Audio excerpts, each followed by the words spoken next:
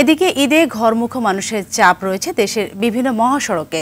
ঢাকা-টাঙ্গাইল মহাসড়কে আশিকপুর বাইপাস হতে বঙ্গবন্ধু সেতু টোল প্লাজা পর্যন্ত ২৫ কিলোমিটার এলাকা জুড়ে যানজটের সৃষ্টি হয়েছে। এর আগে ভোরে সেতুর উপর একটি বাস বিকল হওয়ায় কিছু সময় টোল আদায় বন্ধ ছিল। সকাল থেকে গাজীপুরের চন্দ্রা মোড় এলাকায় ঘরমুখী মানুষের চাপ রয়েছে। এতে চন্দ্রা কোনাবাড়িতে গণপরিবহন চলছে ধীর গতিতে। ভাড়া বেশি নেয়ার ভোগান্তিতে পড়েছেন যাত্রীরা। অনেকেই জীবনের ঝুঁকি নিয়ে পিকআপ, ট্রাক, মোটরসাইকেলে বাড়ি ফিরছেন। সিরাজগঞ্জের বঙ্গবন্ধু সেতু পশ্চিম সংযোগ মহাসড়কে যানবাহনের চাপ রয়েছে, তবে মহাসড়কের কোথাও যানজটের ভোগান্তি নেই। এলেঙ্গা হাইওয়ে পুলিশ জানায় মহাসড়কে যানবাহনের চাপ রয়েছে। ঈদযাত্রা নির্বিঘ্ন করতে মহাসড়কের বিভিন্ন পয়েন্টে মোতায়েন রয়েছে অতিরিক্ত পুলিশ। বেশি যাচ্ছে দ্বিগুণ। আসছে দি এক্সপার্ট। আমরা বুঝতেছি না ভাই, আমরা সাধারণ মানুষ সব পাশেই চাপে আছি। আমরা আগে গেছিলাম 900, 800 আর এখন 1200, 1500 টাকা ভাড়া চায়। গাড়ি পাইতেছি না, ভাড়া বেশি, অবস্থা খুব খারাপ। 300 টাকা দিয়ে এবার 800 টাকা, 1200 টাকা। সবার সাথে উপভোগ করতে, তার জন্যই তো বাড়িতে যাওয়া না। বাবা মা ফ্যামিলি সবাই আসছে, সন্তান সবাই আছে, এর জন্য একসাথে ঈদ করবো বছরে। দর্শক, এই মুহূর্তে মহাসড়কের আরো অন্যান্য খবর জানাতে ঢাকা-টাঙ্গাইল মহাসড়কে আছেন আমাদের সহকর্মী কামাল হোসেন, আর অন্যদিকে গাজীপুরের কালিয়াকোট থেকে আমাদের সাথে সরাসরি যুক্ত হচ্ছেন কামাল হোসেন বিপ্লব। আমরা জেনে নেব সেখানকার পরিস্থিতি। প্রথমে আমি চলে যাচ্ছি টাঙ্গাইলের কামালের কাছে।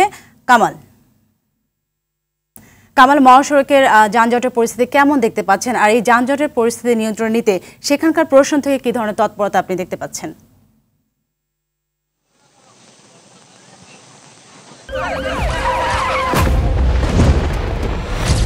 আসছে দি এক্সপার্ট।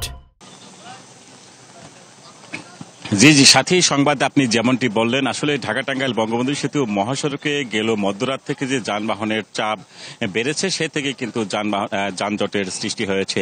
এখন পর্যন্ত আনালেবাড়ি থেকে বঙ্গবন্ধু সেতু পূর্ব পর্যন্ত এবং এলেঙ্গা থেকে ঢাকার দিকে আশিকপুর পর্যন্ত গাড়ির কিন্তু দীর্ঘ সারি রয়েছে। কোথাও ধীরগতি এবং কোথাও থেমে থেমে যানজট সৃষ্টি হচ্ছে। আমি এখন যে জায়গাটিতে রয়েছি জোকারচর এলাকায় সড়কের, এই জায়গাটিতে কিন্তু একদম গাড়ি ঠায় দাঁড়িয়ে রয়েছে।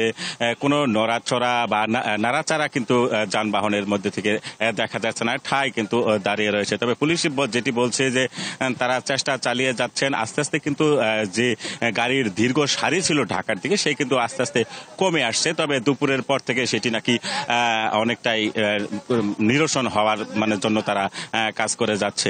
আমি কথা বলছি জেলা পুলিশ সুপারের সাথে, তিনি যেটি জানিয়েছেন যে তারা সর্বোচ্চ চেষ্টা চালিয়ে যাচ্ছেন নির্বিঘ্নে মানুষদের ঘরে ফেরানোর জন্য।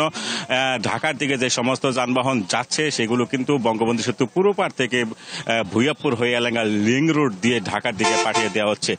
তারপর এখানে একটি লক্ষণীয় যে বিষয়টি আমি জানিয়ে রাখি যে মহাসড়কে কিন্তু প্রচুর ধুলোবালি রয়েছে। সেই ধুলোবালির কারণে কিন্তু যে মূল সড়ক যে রয়েছে, সেই মূল সড়ক বাদ দিয়ে যানবাহনগুলো কিন্তু যে কাঁচা রাস্তা রয়েছে, সেই কাঁচা রাস্তা দিয়ে চলাচলের কারণে ব্যাপক ধুলোবালির সৃষ্টি হচ্ছে এবং এই ধুলোবালি থেকে কিন্তু একটা অন্ধকারচ্ছন্ন পরিবেশ তৈরি হয়, যার কারণে যানবাহনের যে গতিটি, সেই গতি কিন্তু স্বাভাবিক থাকছে না। তো এখন পর্যন্ত সড়কের পরিস্থিতি অনেকটাই শঙ্কা যে ছিল, এর আগে যে মানুষজন শঙ্কা করেছিল যে 13 কিলোমিটার বঙ্গবন্ধু সেতু পূর্ব পার থেকে এলেঙ্গা পর্যন্ত যে 13 কিলোমিটার সংখ্যা, সেই সংখ্যায় কিন্তু বাস্তবে রূপ নিয়েছে। 7 থেকে 8 ঘন্টা পর্যন্ত সময় কিন্তু লেগে যাচ্ছে এই জায়গাটুকু পার হতে। তো পুলিশ কাজ করে যাচ্ছে, যত দ্রুত সম্ভব যানজট নিরসন হবে এমনটাই আশা করেছেন যাত্রীরা এবং চালকরা। তো এখন রয়েছে গাজীপুরের কালিয়াকোটে কামাল হোসেন বিপ্লব, তিনি জানাবেন এই সেখানকার পরিস্থিতি। বিপ্লব। জি, ধন্যবাদ কামাল। আপনি যেমনটি জানিয়েছেন টাঙ্গাইল যমুনা সেতুর এলাঙ্গার মহাসড়কের খবর। আমি এই মুহূর্তে দাঁড়িয়ে আছি ঢাকা টাঙ্গাইল মহাসড়ক চন্দ্রা এলাকায়। আপনারা জানেন যে আজ কিন্তু কর্মদিবসের শেষ দিন। সকালেই কিন্তু এই চন্দ্রা এলাকায় মানুষের ভিড় জড়ো হয়েছে। তবে আমি বলি যে গতকালকে কিন্তু এই চন্দ্রা ত্রিমুর এলাকায় যে যাত্রী এবং গণপরিবহনের চাপ ছিল, থেমে থেমে যানজট ছিল, মানুষের ভোগান্তি হয়েছে, সেই ভোগান্তি ততটা আজকে কিন্তু নেই।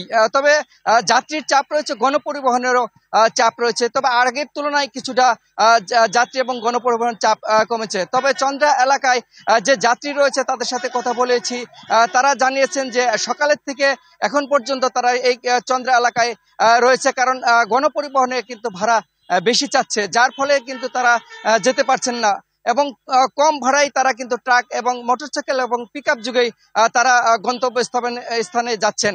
তবে আমি বলি যে গতকালকে কিন্তু এই ভাড়া বেশি নিয়ে আশুলিয়ায় কিন্তু ড্রাইভার হেল্পার এবং যাত্রীর সাথে একটা সংঘর্ষ ঘটনা ঘটেছে। আপনি জানেন যে এই চন্দ্রা ত্রিমুর এলাকায় কিন্তু যে পুলিশ রয়েছে, হাইওয়ে পুলিশ, জেলা পুলিশ এবং থানা পুলিশ, সেগুলো কিন্তু মাঠে কাজ করছে এবং যেন নির্বিঘ্নে যাত্রীরা তাদের গন্তব্যস্থানে যেতে পারেন তার জন্য তারা সদা প্রস্তুত রয়েছে। এই ছিল ঢাকা টাঙ্গাইল মহাসড়কের সর্বশেষ খবর। সাথী, আপনাদের দুজনকে অসংখ্য ধন্যবাদ।